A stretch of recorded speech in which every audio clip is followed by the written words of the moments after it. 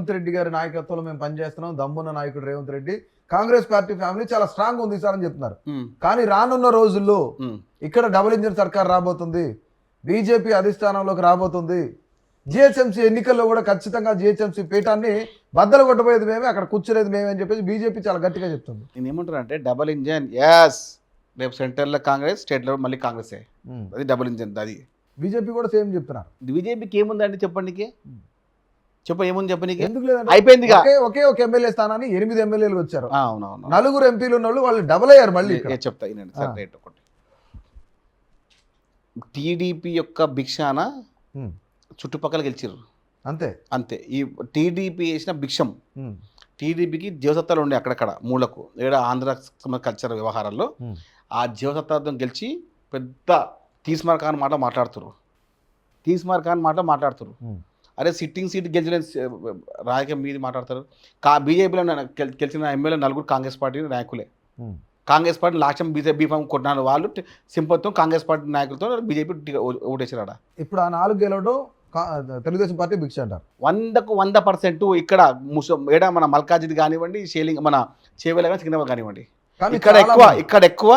ఇక్కడ ఎక్కువ ఆల్మోస్ట్ చాలా మట్టుకు టీడీపీ సంబంధించిన వ్యవహారము హైదరాబాద్ చుట్టుపక్కల ఉండడం వల్ల అక్కడ ఆంధ్ర రాష్ట్రంలో బీజేపీ, టీడీపీ, మన జనసేన కలిపి పోటీ చేయడం వల్ల ఇక పవన్ కళ్యాణ్ కొంచెం ఫ్యాన్స్ ఉండడం వల్ల వీళ్ళు పెద్ద ఓపెన్ హార్డ్గా ఏమో పోడుస్తారని చెప్పి ఇక ఆ ఊపులో వేసేసి రోడ్లు. కానీ మీరు అన్నట్లుగానే వాళ్ళు కూడా సేమ్ అంటున్నారు. చాలా వరకు తెలంగాణలో కాంగ్రెస్ పార్టీ గెలిచింది, రేవంత్ రెడ్డి ముఖ్యమంత్రి అయ్యారంటే చంద్రబాబు నాయుడుకి సంబంధించిన కొంతమంది ఎవరైతే ఉన్నారో టీడీపీ కార్యకర్తలు ఎవరున్నారు వాళ్ళు పెట్టిన భిక్ష అని మీరన్న మాట వాళ్ళు కూడా చెప్తున్నారు. వీరికి ఎట్లా మాట్లాడతారండి అసలు? మీకు ఇంత సిగ్గు ఉండాలి. మల్కాజ్గిరి పార్లమెంట్లో ఎమ్మెల్యే సీట్లు ఎన్ని గెలిచినా 7 సీట్లు గెలిచిర్రు. గెలిచిరు మీరు? థర్డ్ ప్లేస్ వచ్చిరు మన ఎంపీ సీట్లలో. మేము గెలిచిన 1 సీట్ అన్నా, మేము సెకండ్ ప్లేస్ వచ్చినాం. దమ్ము ఉందని మాట్లాడుతున్నాం. సికింద్రాబాద్ పార్లమెంట్లో 6 సీట్లు ఎమ్మెల్యే సీట్లు గెలిచిన బీఆర్ఎస్ పార్టీ థర్డ్ ప్లేస్ వచ్చింది. వీళ్ళు మాట్లాడతారా? షేలింగపల్లి మన చేవెళ్ళ పార్లమెంట్లో 4 సీట్లు గెలిచింది బీఆర్ఎస్ పార్టీ, థర్డ్ ప్లేస్ వచ్చింది. ఏం మాట్లాడతారు? సిగ్గులు ఏం మాట్లాడతారు మీరు చెప్పండి? కాంగ్రెస్ పార్టీ ఎక్కడ ఉందండి సికింద్రాబాద్ పార్లమెంట్లో? ఎన్నోతో ఓడిపోయినాము పార్లమెంట్లో? 40 వరకు ఓడిపోయినాము. సికింద్రాబాద్ పార్లమెంట్లో 6 ఎమ్మెల్యే సీట్లు గెలిచారు బీఆర్ఎస్ పార్టీ. ఎక్కడ ఉన్నారు మీరు? మల్కాజ్గిరి పార్లమెంట్లో 7 గెలిచింది బీఆర్ఎస్ పార్టీ. చేవెళ్ళ పార్లమెంట్లో 4 గెలిచింది. మహేశ్వరము, షేలింగంపల్లి, చేవెళ్ళ, మన రాజేంద్ర గెలిచింది బీఆర్ఎస్ పార్టీ. ఆవిడ గెలిచింది, బీజేపీ గెలిచింది. సిగ్గుండే కొంచెం అన్న సిగ్గులేని మొక్కలకు పొద్దున్న సాయంత్రం వరకు నోరిస్తాను అబద్ధాలు. అది ఏంది? అది రేవంత్ రెడ్డి ఏదైతే ఇప్పుడు తప్పు చేస్తున్నారో గతంలో కూడాను కేసీఆర్ ఇదే తప్పు చేశాడు. 1 మ్యాన్ షో 1 మ్యాన్ ఆర్మీ లాగా ఆయన ముక్కుసూటిగా వెళ్ళేవాడు. మేము గెలుస్తాం, మేము ఖచ్చితంగా గెలిచి తీరుతామని చెప్పేసి కేసీఆర్ అట్లయితే అనుకున్నాడు, రేవంత్ రెడ్డి కూడా అదే తప్పు చేస్తున్నారు మళ్ళీ అని చెప్తా ఉన్నారు. లేదంటే ఖచ్చితంగా పార్లమెంట్ ఎన్నికల్లో మరొక 5 సీట్లు గెలిచేవాళ్ళు కాంగ్రెస్ వాళ్ళు అని చెప్తా ఉన్నారు. ఏం చెప్తారు? ఈ మాట చెప్పారు. అంటే బీజేపీ అంటా ఉంది, బీఆర్ఎస్ అంటా ఉంది. చాలా మంది విశ్లేషకులు చెప్పారు కదా, ఈ ఈ పెద్ద తురుంకాలుగా వీళ్ళు బీజేపీ నాయకులు వీళ్ళు ఎంత బాధ్యత దొంగలు చెప్పమంటారా? మెదక్ పార్లమెంట్లో 6 సీట్లు గెలిచిరు మొక్కలకు. మీరు మెదక్ పార్లమెంట్లో 6 సీట్లు గెలిచిరు మొక్కలు. కేసీఆర్ గజ్వేల్ ఉన్నాడు, తీస్మార్ ఖాన్ ఆర్ఆర్ అందగాడు హరీష్ రావు అక్కడ ఉన్నాడు. మరి ఎవరు గెలిచారు ఎంపీ? ఆడ ఎవరు గెలవాలి? ఎంపీ బీజేపీ గెలిచింది. ఎవరు గెలవాలి? తూట్పారు మెదకు సంబంధించిన ఎలాంటి పనికిరాని లేదు రఘునందన్ రావు లాంటి చెత్త మనిషిని దొరకండి నీకు. పెద్ద బ్లాక్ మెయిలర్ వాడు గెలిచింది అక్కడ. ఎవరు గెలిపించారు? కులాసాన్ని మీరు గెలిపించినాను. ఓకే, అబద్ధాల పుట్ట. దీనికన్నా ఇంకేమనుందా? మీ వ్యవస్థలా మీరు కాంప్రమైజ్ అయ్యి బీజేపీని గెలిపించింది ఎవరు? BRS party. సిగ్గు లేదు మీకు? 1 సీటు గెలవలేకుండా 1000 మాట మాట్లాడుతున్నారు. మెదక్ పార్లమెంట్లో కాంగ్రెస్ పార్టీ 1 సీటు గెలిచింది. మెదక్ అసెంబ్లీ 6 సీట్లు బీఆర్ఎస్ గెలిచింది. ఈ సిగ్గులేని ముఖాలు ఆడ బీజేపీ గెలిచిన తర్వాత మీరు ఏం చెప్పాలి? వస్తాయి హైదరాబాద్ మా డైలాగులు వస్తాయి, తట్టుకోలేదు ఏమనంటే. దోపిక కొత్త గర్కానా గడక అయిపోయింది. అది కాంగ్రెస్ పార్టీని చంపాలనుకుని మీరు చచ్చిపోయారు. కాంగ్రెస్ పార్టీ తెలంగాణలో ఇబ్బంది లేదు, మీరు చచ్చిపోయారు. ఆత్మాహుతి రాజకీయం ఎవరు చేసిరా అంటే బీఆర్ఎస్ పార్టీ చేసింది తెలంగాణలో. ఇక్కడ బీఆర్ఎస్ గవర్నమెంట్ లో ఉన్నప్పుడు ఎస్పెషల్లీ మీ యొక్క కార్పొరేషన్ ఏదైతే ఉందో ఫిషరీస్ కార్పొరేషన్ సంబంధించి దీంట్లో చాలా పెద్ద కుంభకోణం జరిగింది. అది చేప పిల్లల పంపిణీలు కానీ ఆ టైంలో చాలా కుంభకోణం జరిగింది. ఆ కుంభకోణాన్ని అతి చిన్న వయసులో రాష్ట్ర వ్యాప్తంగా ఉన్న ఎవరైతే ముదిరాజు బిడ్డలు ఉన్నారో మత్స్యకారు బిడ్డలు ఉన్నారో దాదాపుగా 130 ఉపకులాలు ఉన్న ఒక పెద్ద కార్పొరేషన్ ఇది. మీ మీద నమ్మకం పెట్టుకుని రేవంత్ రెడ్డి గారు మీకు చెప్పారు, అతి చిన్న వయసులో అయినా సరే.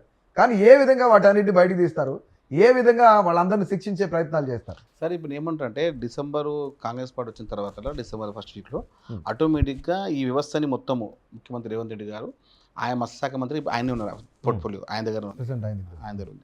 మొత్తం చేప పంపిణీ కాడదారి పైన అందరిపైన విజిలెన్స్ ఎంక్వైరీ చేశారు డిసెంబర్ 27కి.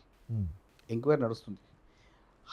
ఎవరైతే అన్యాయంగా అక్రమంగా కాంట్రాక్ట్ తీసుకున్నారో సహకరించిన అధికారులను వదిలేదు, ఎవరైతే చేప పిల్లలని చెప్పి మోసం చేసిన కాంట్రాక్ట్ని వదిలే సమస్య లేదు. కాంగ్రెస్ పార్టీ ఉన్నది ఇక్కడ, రేవంత్ రెడ్డి గారు ఉన్నారు. అన్యాయం అక్రమాలని ఏ కోశాన కూడా చెప్తున్నాను, ఏ కోశాన కూడా ప్రోత్సహించే ప్రసక్తి లేదు. తన వాళ్ళైనా పర్లేదు, పరే వాళ్ళైనా పర్లేదు. ఒకటే మాట, అట్టడుగున్న మత్స్యకారులను ఆదుకోవడమే రేవంత్ రెడ్డి గారి లక్ష్యం. మహిళా మత్స్యకారులని లక్షాధికారి చేయడమే రేవంత్ రెడ్డి గారి లక్ష్యం. ఓకే, ఈ లక్ష్యాన్ని లక్ష్య ఛేదనలో మాకు పూర్తి సహకారం ఎన్నికే అధికారులు సిద్ధంగా ఉండాలని చెప్పారు. అధికారులు కూడా వాళ్ళు కూడా మరి అదే బీఆర్ఎస్ వ్యవహారాలు, అదే బీజేపీ వ్యవహారాలు చేసి ఉంటే, ఇంకా వారు ఇంకా పరికార ప్రవేశం చేయకపోతే ఇక మా పొలిటికల్ మేము కూడా మీ కార్పొరేషన్ సంబంధించి రాష్ట్ర వ్యాప్తంగా కూడా ఇది ఒక ఇంట్రెస్టింగ్ పాయింట్. ఎందుకంటే ముదిరాజు సామాజిక వర్గానికి చేపల పెంపకానికి కానీ చేపలు పట్టడానికి కానీ వీటన్నిటికి సంబంధం లేదు అసలు. కానీ మత్స్యకార సామాజిక వర్గం కానీ వలెకార సామాజిక వర్గం కానీ ఏవైతే ఒప్పుకోలేని గంగపుత్రులు కానీ యాక్చువల్లీ వీళ్ళంతా కూడాను చేపల వేటకు వెళ్ళి పట్టుకుని బ్రతికేటోళ్ళు. కానీ ముదిరాజులు కావాలనే బీఆర్ఎస్ వాళ్ళు తీసుకొచ్చి ముదిరాజులకి ఎంటగట్టారు అని చెప్పేసి మీలో మీకే ఒక పెద్ద గొడవ జరుగుతుంది. ఇది ఇంటర్నల్గా జరిగే గొడవ, కానీ స్టేట్ వ్యాప్తంగా అందరికీ తెలియని పరిస్థితి. సో ఏ విధంగా వీటన్నిటినీ కూడాను కొంచెం ఫ్రీ చేసుకొని ముందుకెళ్ళబోతున్నారు? అది ఎంత పొలిటికల్ చేయడానికి అంతా. ఇప్పుడు మీరు చెప్పండి, ప్రతిసారి మాల మాదిగా పెట్టింది ఎవరు కొట్లాట? కేసీఆర్. యాదవ్కి గొల్లకుమ్మకి పెట్టింది కొట్లాట? కేసీఆర్. బెస్త మొదలు పెట్టింది కొట్లాట? కేసీఆర్. ఆడ ఆదివాసికి ఇంకా గోండ పోయి కొట్లాట ఆదిలాబాద్లో? కేసీఆర్. ఈయనకి ఏంటంటే కులాల మధ్య పంచాయతీ పెట్టి అప్పుడు ఉంటుండే ఊర్లలో కుల మధ్య పంచాయతీ పెట్టి పెద్దరిక పోలని అంటుండే. ఓకే, అదే చేసిండు కేసీఆర్. ఇక్కడ ఏం కొట్టడం ఏం లేవు, ఉట్టి పై పెచ్చులుంటాయి. అన్నదమ్ముల పంచాయతీది, ముదిరాజ్ బెస్త పంచాయతీ, అన్నదమ్ముల పంచాయతీ, పంచుకోవడానికి పంచాయతీ. ఏది అంత పెద్ద ఉద్యమం లేదు ఇక్కడ. నేను అందరికి కావాలని సృష్టించిన వ్యవస్థ ఇది. అంటారు కదా అక్రమ సృష్టి అని చెప్పి, అక్రమం సృష్టించిన వ్యవస్థ ఇది. కావాలని ఎక్కడెక్కడైతే ఇబ్బంది ఉన్నదో అంతేందుకు ఇప్పుడు తెలంగాణ రాష్ట్రంలో గణనీయ కుటుంబాల్లో పెద్ద కుటుంబం, చాలా పెద్ద కుటుంబం, గంగపుత్ర కుటుంబం ఉంటుంది. ఈ ఇద్దరికి పంచాయతీ పెట్టేసి ఇద్దరి మీద కొట్లాడుంటే ఆ ఇద్దరు పంచాయతీ నేను తీర్పు అని చెప్పి కేసీఆర్ బీఆర్ఎస్ పడ్డ కుట్రని కాంగ్రెస్ పార్టీ ఛేదిస్తుంది. మా దగ్గర పంచాయతీలు ఉండవు, అభివృద్ధి పంచాయతీ ఉంటుంది. ఓకే, అభివృద్ధిలో పంచాయతీ ఉంటుంది అంతే. మాకేం తీస్తావు మీకేం తీస్తావు అంతే. అందరికీ పంచి అందరినీ ఆదుకోవడమే కాంగ్రెస్ పార్టీ లక్ష్యం. ఏదో గాలికి మాట్లాడేసి నీకు నేను పంచాయతీ పెడుతున్నా మీరు నా మాట అని చెప్పి కేసీఆర్ ప్రభుత్వం కాదు. రేవంత్ రెడ్డి గారు సూటిగా ఒక్కటే మాట చెప్తున్నారు, మనకున్నటువంటి అధికార సమయం ఉంది, మనకున్నటువంటి ఈ మంచితన వ్యవస్థలో, ఈ రాజకీయ వ్యవస్థలో మనం ఎంతవరకు మంచి చేస్తామని చేయాలి. 10 మందికి మనం న్యాయం చేస్తున్నామంటే ఒకరికి ఇబ్బంది అయితే కూడా ఏం పర్లేదు చేసేయని చెప్తారు.